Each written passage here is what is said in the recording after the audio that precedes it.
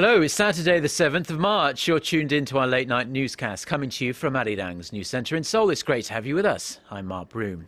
Our top story tonight, President Park Geun-hye is in Qatar on the final stop of her Middle East tour.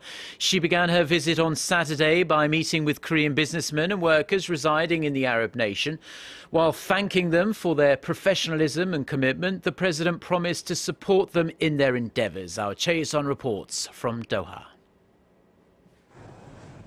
At a luncheon with some 30 Korean corporate leaders and those working in the airline, hotel, finance, and energy industries, President Park thanked them for enhancing Korea's reputation through their hard work and listened to the difficulties they face.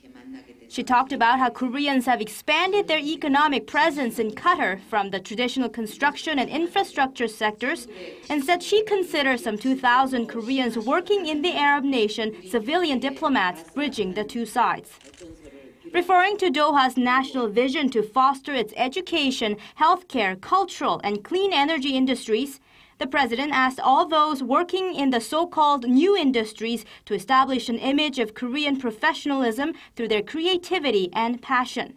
Meanwhile, Korea's investments in the Qatari construction sector have steadily increased in recent years, in line with Doha's gas industrialization and infrastructure expansion.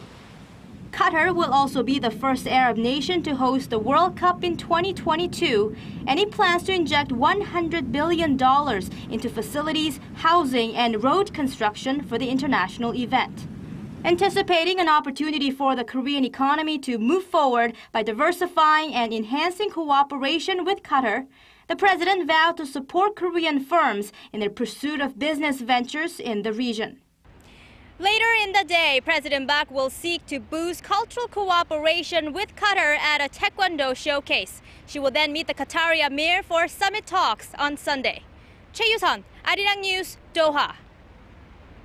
The US ambassador to South Korea, Mark Lippert, is on the road to making a full recovery following Thursday's appalling knife attack. Doctors say the cuts to his face and arm are healing well and he's in good spirits, all things considered. They also say their high-profile patient will probably be discharged in a few days' time. Our Hwang Sang-hee reports. Doctors say Ambassador Lippert is recovering well and should be ready to leave the hospital next week.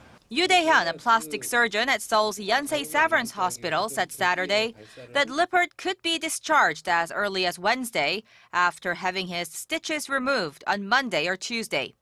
The U.S. envoy was attacked during a breakfast meeting in Seoul on Thursday by a South Korean man wielding a 25-centimeter-long knife. The slashing left Lippert with a deep gash to his face and arm, which required more than 80 stitches. The attacker, who was arrested immediately, was protesting the ongoing joint military drills between South Korea and the United States.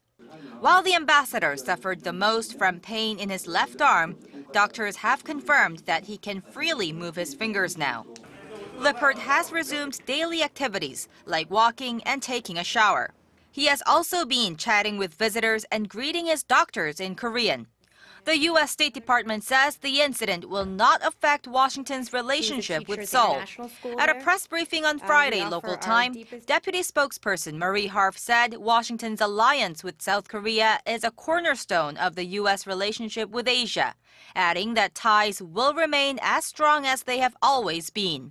Addressing North Korea's reaction to the attack, which it labeled a just punishment, the spokesperson said the statement was outrageously callous but consistent with the nature of the regime. Harf said that more police officers have been assigned to the ambassador since the attack. Since South Korea is classified as a low-threat environment, Lippert only had one full-time bodyguard assigned to him when he was attacked. She said the ambassador is in good spirits and will return to the job as soon as he can. Hwang Sang-hee, Arirang News. A North Korean diplomat has been caught trying to smuggle $1.4 million worth of gold into Bangladesh. Customs authorities in Bangladesh say Son Young-nam, the first secretary of the North Korean embassy in Dhaka, was carrying 27 kilograms of gold in his luggage as he arrived in Dhaka from Singapore on Thursday night. Visitors to the South Asian country can bring in no more than 2 kilograms of the precious metal. The North Korean diplomat initially refused to allow customs officers to examine his luggage. The gold has been confiscated and the North Korean diplomat released, but Bangladeshi authorities say they plan to pursue charges against him. The proportion of an average household spending on food last year dropped to its lowest level in well over a decade.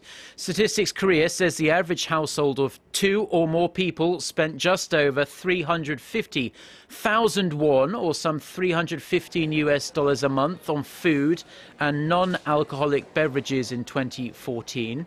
That represents almost 13.8% of their monthly income. The proportion, known as the Engels coefficient, is often used as a loose statistic to evaluate the living standards of a country. Now, generally speaking, a low reading can mean the standard of living is improving, but it could also just mean more Koreans are tightening their food shopping budgets amid the sluggish economy. Online shopping in Korea was once a real hassle, especially for foreigners, but things have been improving recently and they're about to get even better. That's because so-called accredited certificates for online purchases will no longer be required for payments of under 2 million won. That's roughly $1,800. The limit used to be 300,000 won, or some $270. Korea's Financial Services Commission says the limit will be raised in mid-March. This means consumers will have much more of a simpler time buying clothes or booking flights without having to go through the tedious and often frustrating process of downloading all the patches and programs necessary for digital certification. The change is part of President Park Geun-hye's larger deregulation plan to stimulate consumer spending by making a freer and easier e-commerce system. Local researchers have developed a faster and cheaper way of synthesizing DNA, which could enable scientists to create things like tailor-made drugs. They call it sniper cloning, and the technology is expected to have numerous applications in science, medicine and other fields. Our Son Jung-in has more. Last year, U.S. researchers engineered a bacterium with an added pair of DNA bases not found in nature. The cells of this unique bacterium could replicate on their own, creating a new artificial organism. This kind of DNA synthesis technology enables scientists to create tailor-made drugs or chemicals with specific functions. But it can cost millions of dollars and take years to succeed.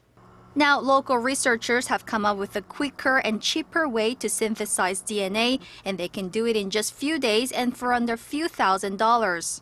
They created millions of DNA bases, which they implanted onto small semiconductor chips, and then using a fully automated pulse laser system, they were able to single out the bases they needed. This so-called sniper cloning can rapidly retrieve the desired beads of DNA of the exact same sequence using optical pressure.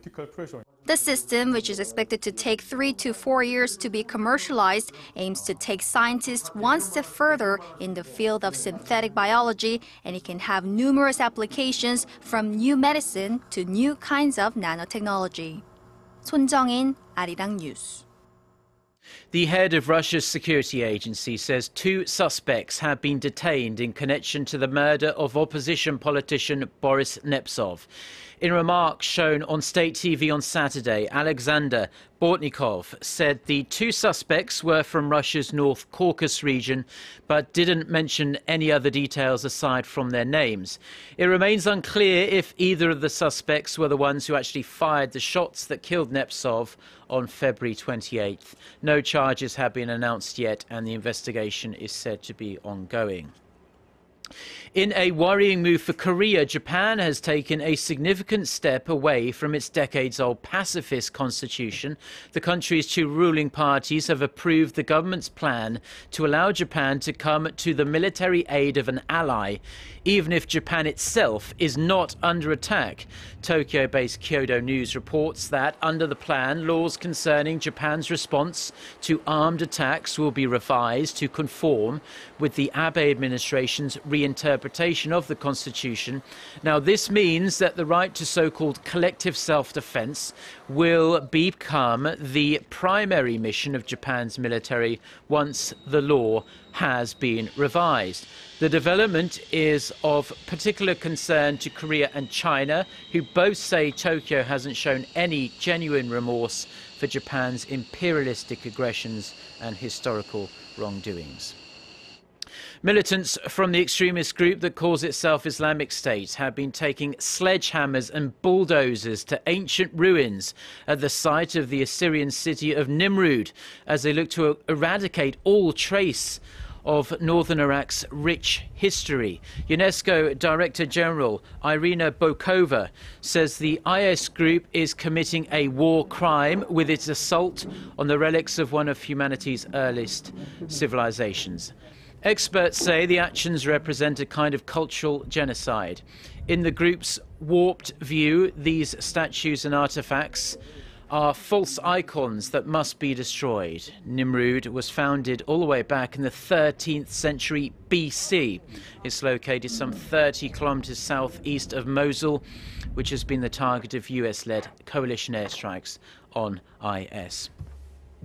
And finally, taking a brief look at the weather, and it looks as though we are out of the final throes of winter, as daytime highs around the country will reach into the early to mid-teens nationwide on Sunday, with Seoul rising to a very comfortable 13 degrees Celsius under partly cloudy skies. With that, let's take a look at the conditions around the world.